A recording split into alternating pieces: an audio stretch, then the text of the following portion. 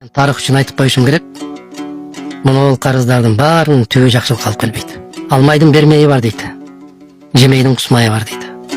Эгерде биз алган акчалардын баарын өндүрүшкө салып, өндүрүшүбүз күркүрөбүз, кетип ошол өндүрүштөн түшкөн пайда менен биз карыздарды жабабыз деген программабыз болсо, мен колдоп, кол чаап карап турам. Карыздардын бүтүндөй баардыгын эсебеден тротуар куруп атабыз. Үйлөрдү куруп атабыз. Ким алат аларды? Кийин түшүнөсүң кыргыз. Кийин түшүнөсүң. Кокуй.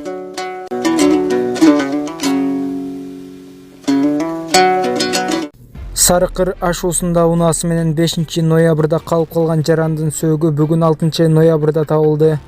Бул тууралуу Өзгөчө кырдаалдар министрлигинин басма сөз кызматы билдирди. Маалыматка ылайык ал суукта тоңуп калган. 30 жаштагы маркум Кытай, Кыргызстан, Өзбекстан темир жолун салып жаткан компанияда иштеген. Базага баратып жолдо калган. Бүгүн эртең менен куткарууга учуп кеткен тик учак ал жактан Кытайдын 8 жаранын кошо эвакуациялаган. Маркумдун сөөгү Манас шаарына жеткирилген. Манас Казарман жолунун ашуудагы бөлүгү 1 октябрдан тарта жабык болгон. Пожарный до сих пор. Бишкекте алууланган от. Бишкекте Жаманбаев жана Токтоналиев көчөлөрүнүн кесилишинде жайгашкан мурунку Чатыр Куль кинотеатрынын имараты күйүүдө. Видео кадрларда имараттын чатырынан коюу түтүн чыгып жатканы көрүнөт. Өзгөчө кырдаалдар министрлиги билдиргендей, өрттү бир өрт өчүрүүчү бөлүк өчүрүп жатат.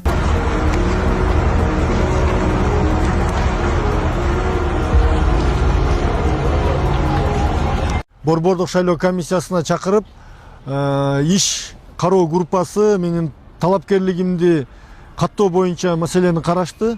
Бул жерде биринчиден Ички иштер министрлиги тарабынан мени кылмыш дүйнөсүнө байланыштуу деп жүйө көрсөтүп жатыптыр. Мен эч кандай кылмыш дүйнөсүнүн өкүлү эмесмин. Буну элибиз да коомчулук да жакшы билет. Бул болсо кайсы бир жылдары өздөрү монтаждаган аудио монтажды Кадыр Досонов деген Жеңго деген кылмыш дүйнөсүнүн өкүлү менен мени телефондо сүйлөшкөн деген айып коюуда. Бул эч кандай экспертизадан өткөн телефондук байланышуу эмес. Ал эми соттук териштирүүдө дагы далил тапкан эмес. Экинчиден болсо менин Кыргызстандан 6 ай көп жүргөн деген негиз коюуда. Мен 3 ай Бириккен Араб Эмиратында машыгуу сборунда жүрдүм. Андан кийин 3 ай Таиландда машыгуу сбор жана дүйнөлүк чемпионатка чыгып, Кыргызстаныбыздын туусун көтөрүп, гимн ойнотуп, жаштарды мекенди сүйүүгө, сергек жашоого үндөп келдим. Жана ошол дүйнөлүк чемпионаттагы чемпиондук курумду дагы Кыргызстаныбызга алып келдим. Эгер Борбордук шайлоо комиссиясынын иш группасы мени ушул өлкөбүздүн туусуну көтөрүп, гимнди ойнотконум үчүн каттабай атса, мен алардын абийирине, намысына койдум. Урматтуу кыргыз элим, чет өлкөгө операцияга чыгам. Жакында 15 000 доллар керек болуп атат. Алла ыраазычылыгы үчүн жардам берип коюңуздар. Балдарым үчүн жашап келем. Ошондо эле кызыгы калбады. Акыркы күндөрү ушу балдарым эле жашап калдым дегендир. Менден карыз эмессиздер. Алла ыраазычылыгы үчүн жардам берип коюңуздар. Балдарым үчүн чыгуудан, айласынан интернетке жардам сурап. Мбанк Алина деп чыгат, Сбербанк Замира деп чыгат. Айла кетип жардам сурап чыгуудан сиздерден сураныч. Алла ыраазычылыгы үчүн жардам берип коюңуздар. Иштеген биздин кызматкерлер ушу Зеленхоздо 3 проблема бар болчу да. 3 проблема. Биринчи силер ошол иштеп аткан жериңер абдан начар болчу. 60-жылы курулган бойдон калып кеткен болчу. Эми азыр шаарда эң кооз, эң заманбап, эң татынакай имарат силердики болду. Мына кайсы жерде иштейсиң десе мен Зеленхоздо деп Кудай кааласа сыймыктанасыңар. Бул биринчи имаратыңар боюнча. Экинчи маселе техникаңар 100% жаңыланды. 100%. Открытыда барганда айтам. Билесиңер да, эски ЗИЛ, эски Беларусь, ГАЗ-51, ГАЗ-52 ЗИЛде жүрсөңөр. Азыр жок, мынакей современный, мощный жаңы техника бар силерге келди. Так, үчүнчү маселеңер Кудай кааласа айлык маселеңер абдан аз, билем 15-16 миң. Мына жаңы жылдан кийин 30 миңден кем кылбайбыз. 30 миң айлыгыңарды көтөрүп беребиз, Кудай кааласа. Жакшы иштеп бересиңер. Жакшы жумуш көп.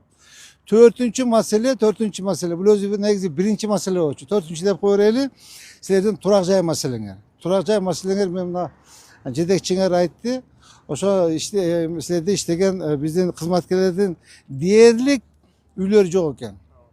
Дээрлик баарыңардын bir 75% үйлөрүңөр жок экен. Кудай кааласа кең сайга үйдү баштадык. Ошо кең сайдан үй берем силерге.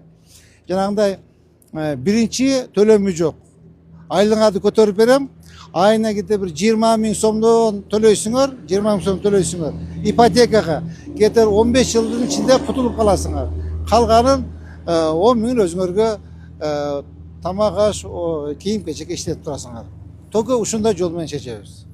Кечине саркыл тура, Кудай кааласа 2 ай мына ноябрь, декабрь, 1-январдан баштап айлыгыңарды көтөрүп берем. Макулбу? Давайте жакшы. Түндө иштен токтобой, шаркычыгы калбат окшош жок болбой. Жарым жылда тар көчөлөр кеңейди, жаркыраса тура албадык шок болбой. Жүдө тарткан шаарым бүгүн өзгөрдү. Билбей турам эмне гана деримди. Сизде инсан бир жаралат кылымда жашаттыңыз байыркы бош жеримди. Иштедиңиз өтүк кийип тыным жок. Креслоңуз калды окшойт унутта. Кудай бизге мээнеткеч мээр буйруптур. Билгенге бул ошко келген бир кутта. Тарала бою таралтын. Берсеңиз кеңеш бар айкын. Тер төктүңүз байкап турдук теледен. Ыраазы сизге ош калкым. Үй бузулса чындап сизге тарындык. Түшүнбөстөн сүйлөдүк го алынып. Кыргызстанга эң керектүү кадрсыз. Көп жашаңыз, сак болсо экен жаныңыз. Учар элим, куттуу болсун жол ачылыш тоюбуз. Узак жылдар кызмат куттуу болсун. Мен ушуну болком да. Учар элим, жакшылыкка күбөбүз.